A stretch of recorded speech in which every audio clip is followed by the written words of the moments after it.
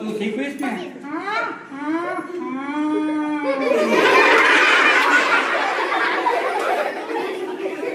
તો એ જગુ મારી જેમ વાતુરજો છે, વચ્ચે વચ્ચે ક્યાંક ડબકા પૂછે, કંઈક હસાવવા માટે કંઈક એવું રજૂ કરશે, બરાબર?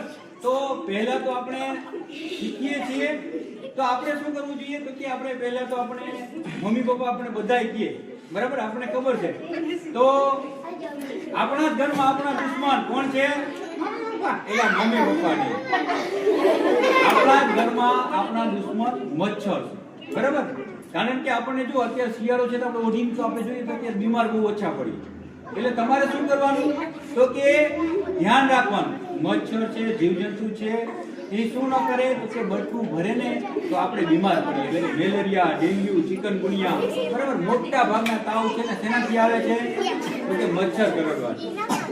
અને મચ્છર કેમ કરે?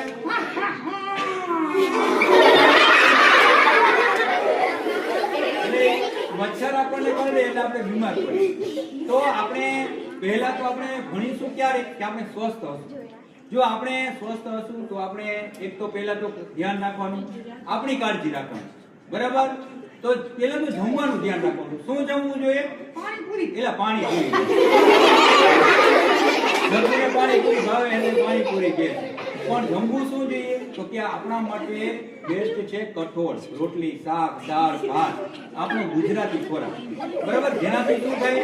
આપણે બીમાર ન પડીએ, બરાબર? એટલે ક્યાંક જગુ વચ્ચે વચ્ચે રજૂઆત કરશે. જગુ તને શું ભાવે? મંચુરિયન. તો મંચુરિયન છે, પીઝા છે, આપણે ભાવે, મસાલેદાર હોય, સ્વાદિષ્ટ હોય, પણ એ કાયમી ખાઈએ તો શું થાય? તો કે આપણે બીમાર પડીએ. એટલે કાયમી એવું ખાવાનું નહીં. બીજી એક બાબત છે તો કે બીજી એક બાબત છે આપણે પડીકા, બરાબર? અત્યારે પડીકા ભાવે. શું કામ ભાવે? પડીકા કેવા લાગે? મસ્તી ના મજા મજા.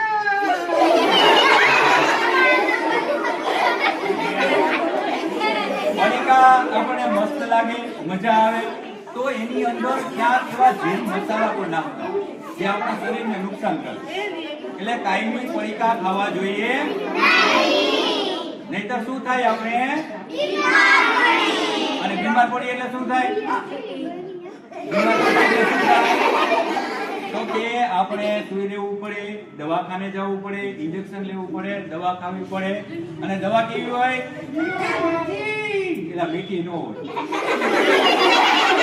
દવા કેવી હોય? કડવી. તો કડવી દવા પીવી ગમે? કડવી દવા કેવી લાગે?